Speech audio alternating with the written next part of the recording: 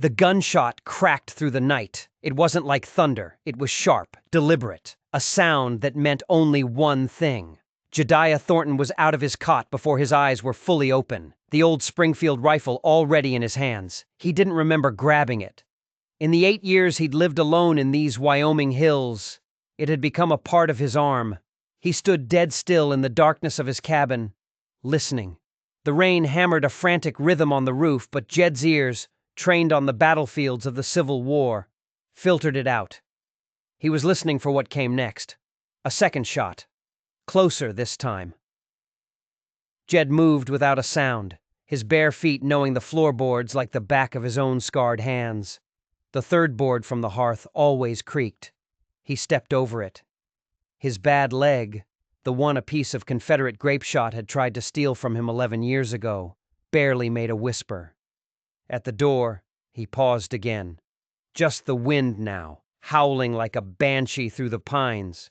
He slid the heavy wooden bar from its brackets and eased the door open a crack.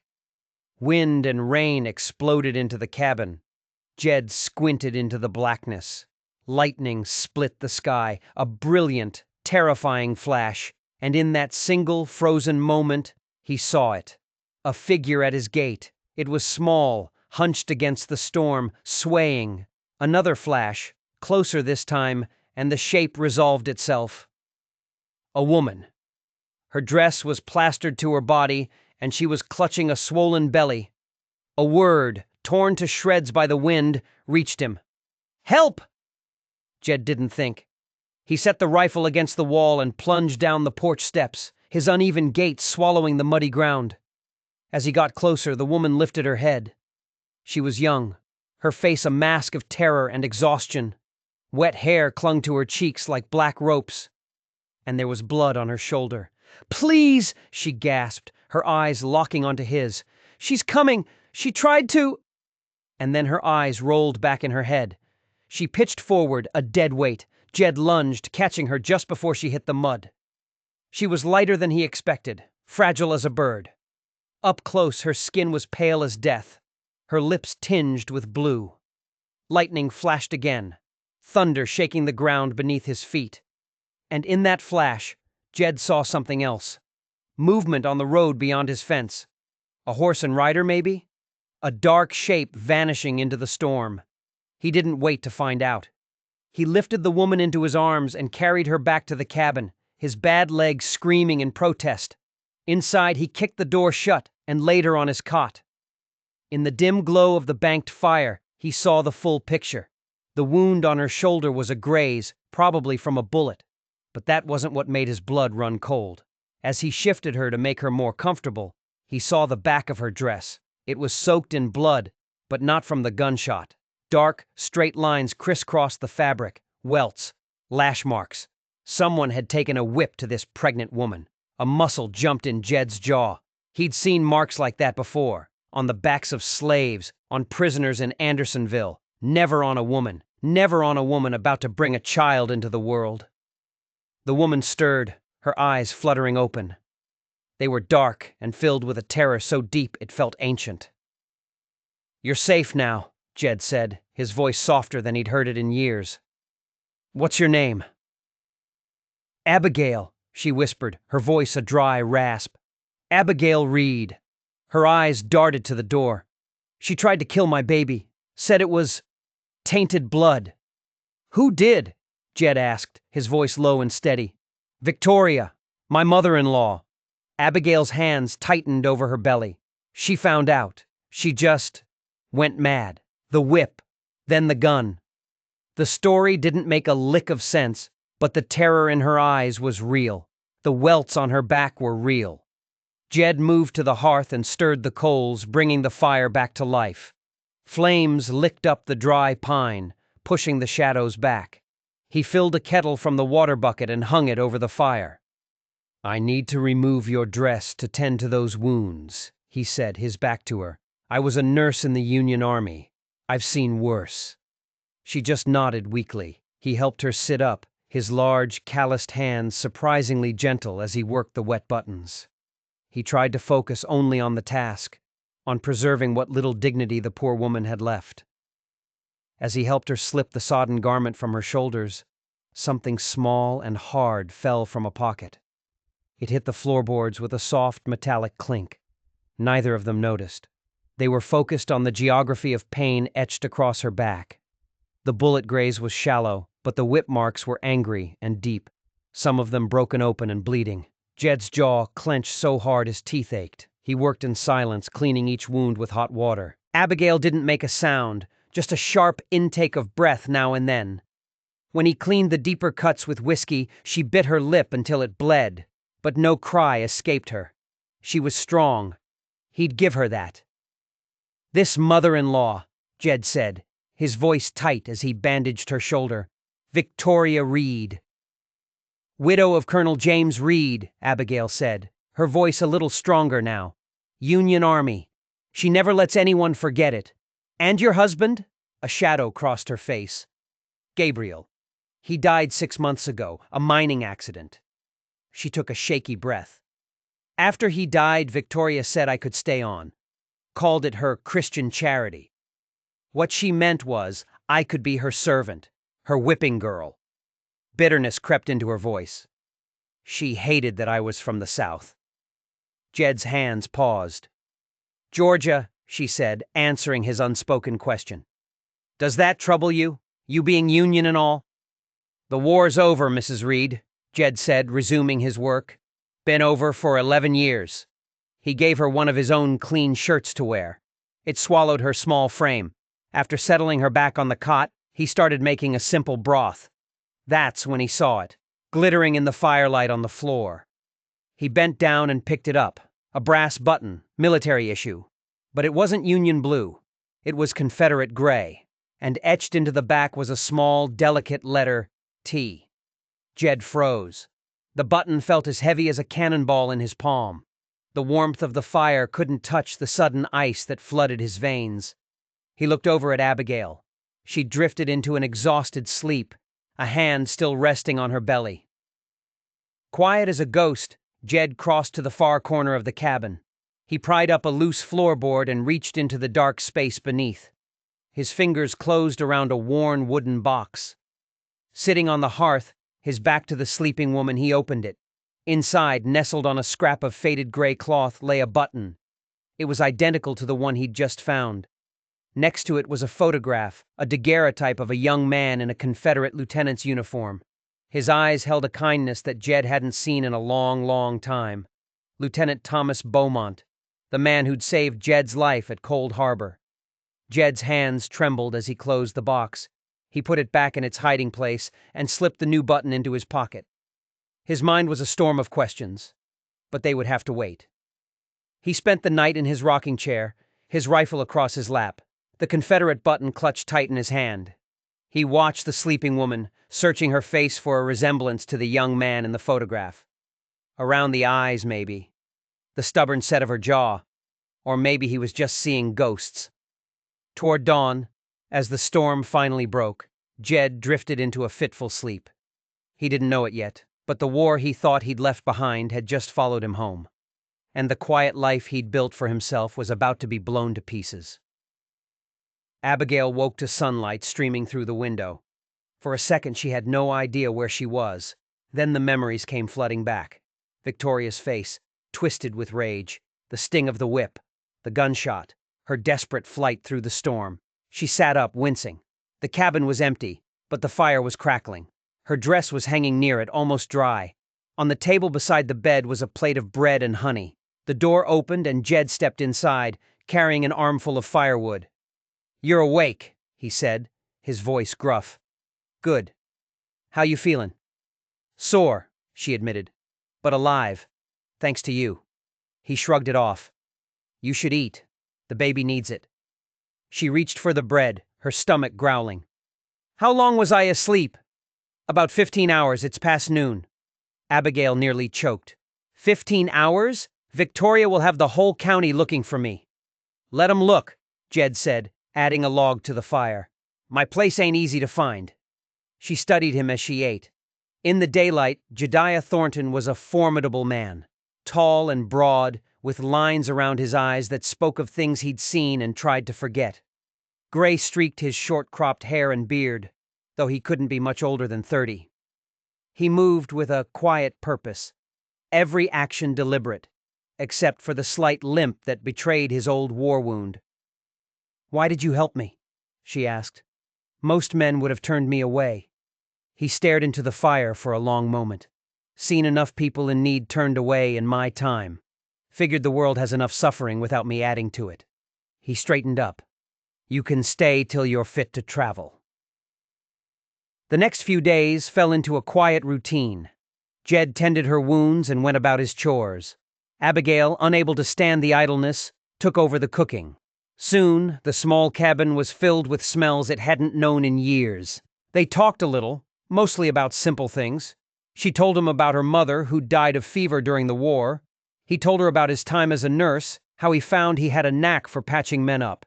He never talked about the fighting itself. The war was a ghost that lived in the space between their words. On the fourth morning, he found her staring out the window, a lost look on her face. He hesitated, then reached into his pocket. "Found this the night you arrived," he said, holding out his hand. "Fell from your dress." It was the Confederate button. Abigail's face went white.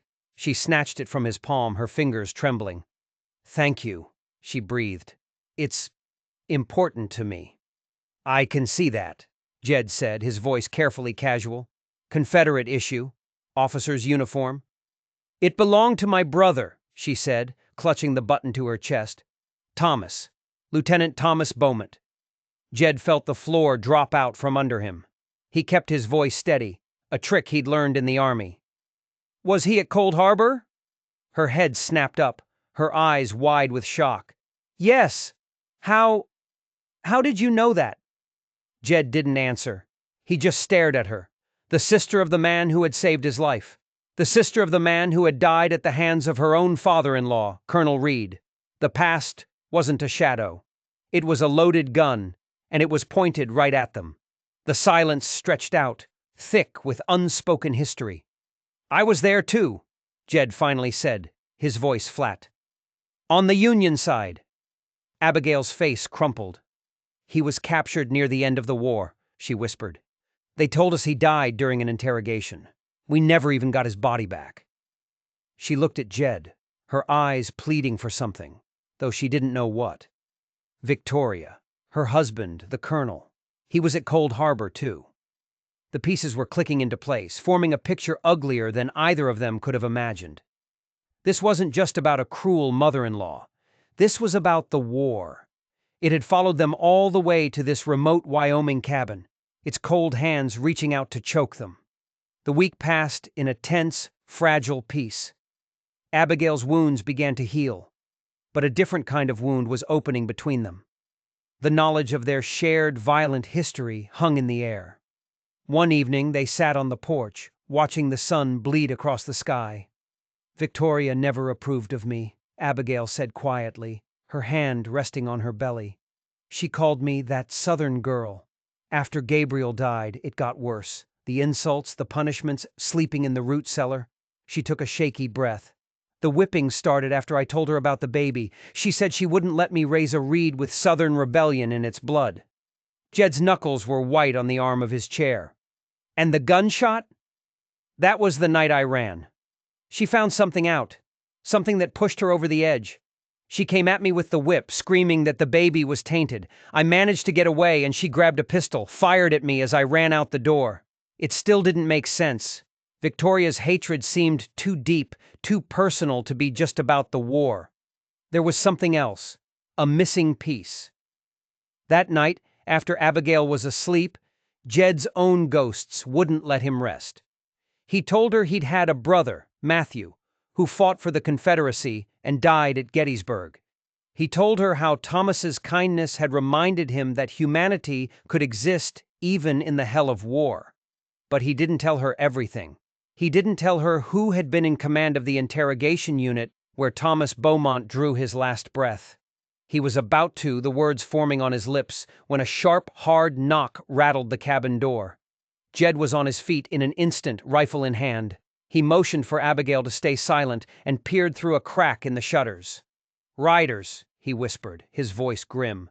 3 of them, and one's wearing a star. Abigail's hand flew to her mouth. Sheriff Foster, she breathed. Victoria sent him. The knock came again, harder this time. Thornton, open up! Sheriff's business! Jed set his rifle by the door, visible but not threatening, and opened it. Sheriff Foster, a big man with a bushy mustache, looked down at him from his horse. "Evening, Sheriff," Jed said calmly. "Ain't a social call, Thornton," Foster growled. "We're looking for a woman. Abigail Reed. Ran off from her mother-in-law's place. Mrs. Reed is worried sick. Says the girl assaulted her and stole some valuables." Jed's face was a stone mask. "Haven't seen anyone like that." Foster's eyes narrowed, trying to peer past Jed into the cabin. "Mind if we take a look around?" "Actually, I do mind," Jed said, his voice still level, but with an edge of cold steel. "It's late, and this is my property. You got a warrant?" The sheriff bristled. "Now see here, Thornton." "Good night, Sheriff," Jed said, and slowly, deliberately, closed the door in his face. He could hear Foster outside, cursing and muttering to his deputies. Finally, the sound of hoofbeats faded into the night. Jed turned from the door. Abigail was standing in the middle of the room, her face pale as a ghost. "I didn't steal anything," she whispered fiercely. "She's lying." "I know," Jed said. He knew this was just the beginning. Victoria Reed was not a woman who gave up. "I should leave," Abigail said, her voice small. "I've brought trouble to your door." Jed looked at her, standing there in his oversized shirt, pregnant, terrified, but with a spine of pure iron. He thought of her brother, Thomas, and the debt he could never repay. "Trouble and I are old acquaintances," he said, running a hand through his hair. "Get some rest. We'll figure this out in the morning." But as he lay on his pallet by the fire, sleep was a distant country. He knew, with a certainty that chilled him to the bone, that Victoria's lies were just a smokescreen. She wasn't after stolen valuables. She was after the baby. And she would tear down the whole world to get it. The question was, why? The next morning the dam broke. They sat at the small table, the silence heavy between them. "There's more," Abigail said, her voice strained. "Something I didn't tell you." She took a deep breath, her hands trembling around her coffee cup. "The baby. It's not Gabriel's." Jed didn't react. He just watched her, his expression unreadable. "Before Gabriel, there was someone else," she rushed on, the words tumbling out. "A man I loved. My family forbade the marriage. They arranged for me to marry Gabriel, for the financial security of the Reed name." Her eyes filled with tears. "I told Gabriel the truth before we married, that I was carrying another man's child. I expected him to hate me." A sad smile touched her lips. "Instead, he said he would love the child as his own, because it was a part of me." "He sounds like a good man," Jed said quietly. "He was the best," she whispered. "We agreed to keep it a secret, but somehow Victoria found out. The night I ran, she was screaming about it, calling the baby a bastard. She said she'd make sure the child was taken from me the moment it was born." Now Jed understood the rage, the whip, the gun. It was the desperate act of a woman obsessed with bloodlines and her family's pristine name. Does he live around here?" Jed asked. "No," Abigail said, shaking her head. "He's long gone. He never even knew about the baby." There was a finality in her tone that told Jed not to press further. Jed stood up. "Doesn't change a thing," he said. "You're welcome here as long as you need." He reached for his hat. "I've got to check the north fence line. Bar the door behind me. Don't open it for anyone." After he left, Abigail paced the cabin, a caged animal. She hadn't told him the whole truth. Not yet. She pulled the button from her pocket, the little brass Confederate button. Thomas had given it to her before he left for the war, a twin to the one on his coat. A mystery, he'd called it. But now the mystery was unraveling, and it was leading straight to Jediah Thornton. The day dragged on. Late in the afternoon, she saw a rider approaching. Not Jed. This was an older man in a black coat, A preacher by the look of him. She barred the door, her heart hammering against her ribs, and watched through a crack in the shutters. The man dismounted and approached the cabin. "Mr. Thornton!" he called out. "It's Reverend Walsh from town." Abigail held her breath. "I know she's in there, Mr. Thornton," the Reverend said, his voice lower now. "I'm not here on Victoria's behalf. Quite the contrary." Before she could decide what to do, she heard more hoofbeats. It was Jed returning early. He saw the Reverend and dismounted, his posture wary. "May we speak inside?" the Reverend asked. "What I have to say isn't meant for the open air." Jed hesitated, then unbarred the door. The Reverend stepped inside, and his kind eyes found Abigail in the corner. "Mrs. Reed," he said softly, "I've come to warn you." He explained that Victoria had filed formal charges. Sheriff Foster was reluctant, but Victoria's influence was powerful. "He'll be back tomorrow," the Reverend said, his face grave, "with more men and a proper warrant. He intends to search every building on this property." Jed's expression was thunderous. "He can try." "Violence will only prove Victoria's stories that you're a dangerous recluse," Walsh cautioned. "She's playing on the town's fear of you." "Then what do we do?" Abigail asked, her voice trembling. "We prepare," the Reverend said. "I assume you have a root cellar?" Jed nodded. "Use it. I'll do what I can in town. But for now, you must hide." The Reverend turned to leave, then paused at the door. "Why are you helping us?" Abigail asked. "You're risking so much." The old man's eyes were sad. "During the war, I saw too many good people stay silent in the face of evil. I swore to God I would not make that mistake again." He tipped his hat. "And besides, Gabriel was a good man. He would want his child protected." After he left, the reality of their situation crashed down on them. "You'd have to leave your home," Abigail said, staring at Jed. "Because of me." "It's just land and timber," Jed said, a weariness in his voice that went deeper than his bones. "I've left homes before." He looked at her, then at her belly. "What matters is keeping you and that baby safe." That evening, they prepared the root cellar. As Jed worked, a grim thought struck him. Victoria's rage still seemed disproportionate. Was it just about a baby born outside her precious bloodline? Or was there something else? Something darker she was trying to protect? He looked over at Abigail, who was watching him with an expression he couldn't quite read. "Jed," she began, her voice hesitant. "There's something else about my brother. About the button." "Tomorrow," he said gently. "After the sheriff has been and gone. We'll talk then." But as he lay on his pallet that night, listening to the wind, he had the terrible feeling that tomorrow might be too late. The truth was coming for them, one way or another, and he wasn't sure any of them would survive it. Dawn broke cold and gray. Jed was already up, coffee brewing, his rifle cleaned and ready. He watched Abigail sleep, her face peaceful in the dim light. This quiet life he'd built was about to burn. A flicker of movement outside. Jed was at the window in a heartbeat. 3 riders. Foster, his deputy, and a man in a city suit Jed didn't recognize. "They're here," he said softly, shaking Abigail awake.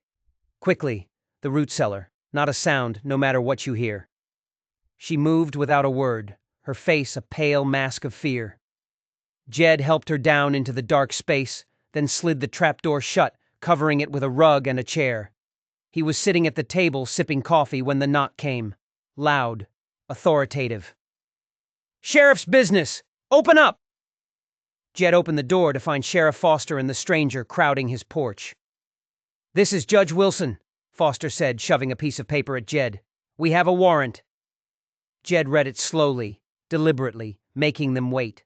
Finally, he stepped aside. "Search all you like. Not much to see."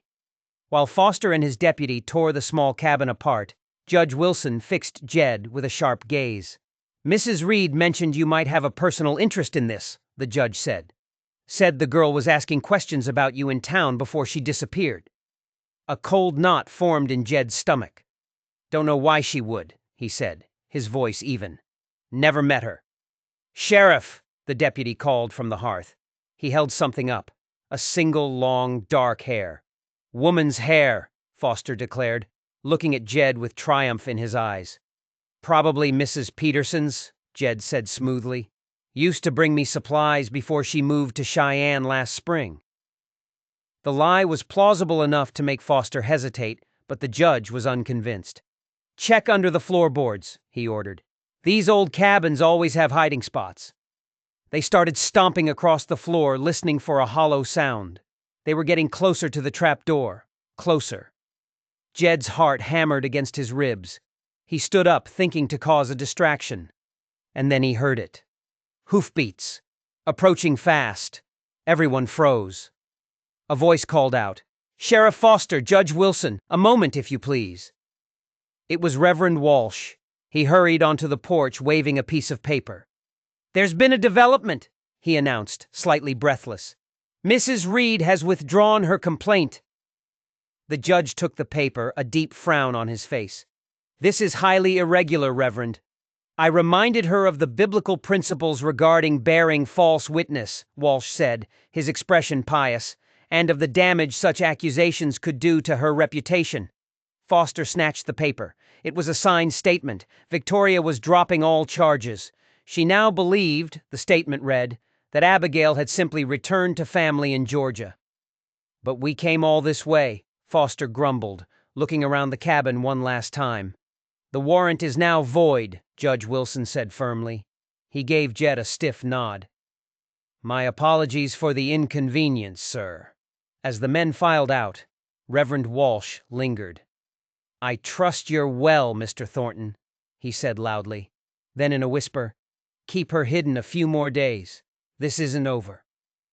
Jed watched them ride away, his body trembling with relief. When they were just specks on the horizon, he pulled open the trap door.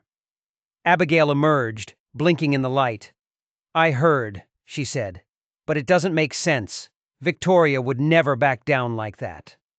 "I agree," Jed said, pouring her a cup of coffee. "But whatever the Reverend did, it bought us some time." They sat in silence for a long moment. Then Abigail spoke, her voice quiet but firm. "I have to tell you now, about the button, about my brother." She told him everything. How Thomas had two identical buttons made, one for him, one for her. A connection that war couldn't break. "The one you found," she said, her voice catching, "is the one he was wearing. It came in a package months after he died. No note. Just the button, wrapped in a scrap of a Union uniform." Jed stood up without a word. He crossed to the hidden compartment, pulled out the small wooden box, and set it on the table between them. He opened the lid. Abigail gasped. Inside lay the second button and the photograph of her brother. "Thomas," she whispered, tears streaming down her face. "But how—" "He saved my life," Jed said quietly. And he told her the story of Cold Harbor, of the young Confederate lieutenant who stopped his own men from killing a wounded enemy, who helped Jed back to the Union lines and pressed a button into his hand as a reminder that humanity could still exist in hell. "After the war, I tried to find him." Jed's voice grew heavy. "I learned he'd been captured, died during an interrogation." Abigail's hand flew to her mouth. "An interrogation led by Colonel Reed," she whispered, the pieces falling into place. "I didn't know that part," Jed admitted. "But it gets worse." He looked her straight in the eye. "There's more to this story, Abigail. Something Victoria is desperate to keep hidden. Something that explains her madness." He took a deep breath. "The night your brother saved me, he told me something. He mentioned a friend in his company, a man named James Mercer. And he mentioned that Mercer was looking after a young woman, Sarah, who was secretly engaged to another soldier." Abigail's face was a mask of confusion. "What does this have to do with anything?" "That soldier died at Cold Harbor," Jed continued, his voice low and intense. "And Sarah was pregnant. She died in childbirth. The baby, a boy, was taken in by a northern couple who couldn't have children of their own. A Union colonel and his wife." The blood drained from Abigail's face. "No," she breathed. "Yes," Jed said. The terrible truth finally laid bare. "Victoria and Colonel Reed couldn't have children. The child they raised, the man you married, Gabriel. He wasn't their son. He was the son of a soldier from your brother's company. The cabin was silent, save for the crackling of the fire. Abigail stared at him, her world completely shattered. Victoria's whole life, Jed said. Her position, her pride, it's all built on a lie. She hated you from the start because you were Thomas Beaumont's sister. A living connection to the secret she's guarded for years. She was terrified you'd uncover the truth and tell Gabriel. "And the baby," Abigail whispered, her hand going to her belly. "Your baby threatens to expose everything. It brings another bloodline into the family, one she can't control, one that could lead people to ask questions." Suddenly, Victoria wasn't just cruel. She was a cornered animal, willing to kill to protect her secrets. "There's one more thing," Abigail said, her eyes meeting his. "The final piece of the puzzle. The father of my baby. You asked if he was from around here." She took a shaky breath. "He wasn't. He was a Union soldier, a lieutenant from Illinois." Jed stared at her. The 17th Illinois Infantry, his own regiment. "He had a wife back home," Abigail whispered. "I didn't find out until after he was gone." The air in the cabin grew thick, heavy with the weight of a past that refused to stay buried. They were all connected, tangled together in a web of war, secrets, and lies. A Confederate soldier's kindness, a Union colonel's guilt, a bitter woman's desperate deception, and now an unborn child, conceived from a forbidden union, who was at the very center of the storm. "She'll never stop," Abigail said, her voice filled with a new, cold certainty. "Now that she knows about the baby, she will never, ever stop looking for us." Jed looked at her, then at the two identical buttons lying on the table. A promise made on a battlefield had led him here. He wouldn't break it now. "Then we don't wait for her to find us," he said. "We disappear." The Reverend's warning came just in time. He rode up to the cabin that evening, his face grim. The forged document had bought them a few days, but Victoria wasn't fooled. She'd hired professionals, bounty hunters, men who wouldn't be stopped by a small-town sheriff or a questionable piece of paper. "They're expected within the week," Walsh said. "You have to leave. Tonight." He gave them a map. "My brother has a hunting cabin deep in the Medicine Bow Mountains. It's remote, well-stocked. No one knows it's there." He pressed two small pouches of herbs into Abigail's hands. "My mother was a midwife," he explained, "just in case." As they prepared to leave, packing what little they could carry, the cabin that had been Jed's refuge for 8 years felt like a trap. "It's just timber and land," he told Abigail, but they both knew it was more than that. It was the end of a life. Just as they were about to step out the door, a sharp pain shot through Abigail. She gasped, clutching her belly. "It's nothing," she said, her face pale. "Just a twinge." But Jed saw the lie in her eyes. The baby wasn't waiting. It was coming. The journey was a nightmare. A cold, relentless rain started to fall, turning the trail to mud. Abigail was silent, her face a mask of pain, but she never complained. By late afternoon, the storm was a full-blown gale. They stumbled upon an old line shack, a dilapidated one-room hut that felt like a palace. Inside, Jed built a fire while Abigail shivered, soaked to the bone. As the shack warmed, the pains got worse, closer together, stronger. "I'm scared, Jed," she admitted, her voice small. "It's too soon." "Babies have their own schedules," he said, trying to sound confident. He remembered things from his time as a nurse, bits and pieces of knowledge he never thought he'd need. He boiled water, he sterilized his knife in the fire, he stayed by her side, talking to her, telling her stories of the war, of her brother's kindness, of how one good deed can ripple out and save lives that were never even there. The storm outside raged. Inside, Abigail fought her own battle. The hours blurred into a haze of pain and effort. Jed was her anchor, his calm voice and steady hands pulling her through the darkness. Just before dawn, as the storm reached its peak, the shack filled with the sound of a newborn's cry. A boy, Jed said, his voice thick with emotion as he wrapped the tiny, squirming infant in a clean cloth. A strong, healthy boy. Tears of exhaustion and joy streamed down Abigail's face as he placed the baby on her chest. The storm outside began to quiet, the rain softening to a gentle patter. A new day had begun. "I want to name him Thomas," she whispered. "Thomas Jediah Reed." She looked at Jed, her eyes shining. "If you'll permit it." Jed couldn't speak. He just nodded, a feeling he couldn't name swelling in his chest. For the first time in 11 years, the ghosts of the war felt distant. He wasn't just a soldier anymore. He wasn't just a recluse. He was a protector. They stayed in the line shack for 2 days, waiting for Abigail to regain her strength. On the third morning, they set out again, following the Reverend's map deeper into the mountains. Jed had fashioned a sling so Abigail could carry the baby against her chest. The cabin was a godsend, sturdy, warm, and stocked with food. A small cradle sat by the hearth as if waiting for them. For the first time in weeks, they felt a sliver of peace. They were safe. For now. "We could stay here," Abigail said one evening, watching Jed stare out the window, his rifle never far from his side. "At least through the winter." Jed nodded. "It's defensible. We'll be safe here." The days settled into a quiet rhythm. Jed hunted.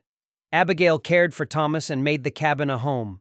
A strange, fragile family born from violence and secrets. They rarely spoke of Victoria, but she was always there, a shadow at the edge of their new life. Almost 2 weeks later, the first snow began to fall, and with it came a visitor, Reverend Walsh, making his way up the treacherous trail. His news was not good. "Victoria has intensified her search," he said, warming his hands by the fire. "The men she hired, they're professionals, and she's changed her story. She's telling everyone that Thomas is Gabriel's son, and that you are an unstable woman who has stolen her grandchild." "But that's a lie!" Abigail protested. "A lie she can make true with enough money and influence," Walsh said grimly. "But I have a plan." He'd drafted a legal document, a statement, telling the full truth of Thomas's parentage and appointing Jed as his legal guardian. "My brother is a notary," Walsh explained. "He'll be here tomorrow to witness your signatures. We'll file it with the territorial court. The territorial governor was a friend of my brother's during the war. He will not look kindly on a woman hiring armed men to hunt down a mother and her newborn." It was a long shot, a gamble, but it was their only one. The next morning, after the Reverend had left, Jed saw them. 4 riders moving fast through the snow. Not the Reverend. These men were armed, their movements tactical, professional. "Inside," Jed said, his voice flat and cold. "Stay upstairs. Don't come down." He took up a position by the window, his Springfield steady in his hands. The leader, a hard-faced man with a cavalry mustache, dismounted. "Name's Sheridan," he called out. "We represent Mrs. Victoria Reed. We know the woman and child are in there. Reverend Walsh was followed." A cold fury gripped Jed. The Reverend had been used. "There's $1,000 for their safe return," Sheridan continued. "No questions asked." "Not interested," Jed called back. "Don't be a fool, Thornton." Sheridan's voice turned nasty. "That's not your woman. That's not your child. Why die for them?" He was right. They weren't Jed's by blood. But standing there, listening for the baby's cry from upstairs, Jed knew they were his in every way that mattered. "Any man who takes another step toward this cabin," Jed said, his voice carrying in the cold, still air, "won't be leaving on his own 2 feet." The standoff was broken by the sound of more horses.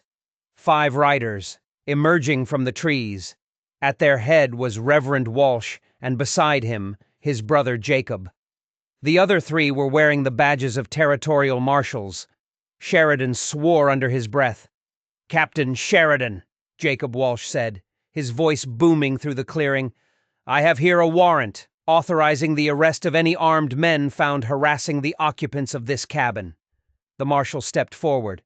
"I suggest you and your men depart immediately," he said, his hand resting on his pistol. Outnumbered and outmaneuvered, Sheridan had no choice. He shot a look of pure hatred at the cabin. "This isn't over," he snarled. Mrs. Reed doesn't give up what's hers. The child is not hers, Reverend Walsh said firmly. Now go. They watched the bounty hunters ride away, their defeat hanging in the air. Jed lowered his rifle, the tension draining out of him. Abigail came to stand beside him in the doorway. Is it over? She asked. Jed looked at the Walsh brothers and the marshals riding toward them. He looked at the pristine snow and the mountains that stood guard around their small cabin. He could hear Thomas begin to cry upstairs, a sound that was fierce and demanding and full of life. No, he said, and for the first time he let himself smile. But I think we're just getting started. This wasn't just about survival anymore. It was about building a future where a boy named Thomas Jediah Reed could grow up safe, knowing the truth of who he was and the people who fought for him. It was a future built not on the lies of the past, but on the courage of a few good people who refused to stand by and let evil win. And it was a future worth fighting for. If you enjoyed this story, don't forget to like and subscribe for more tales of justice from the Old West.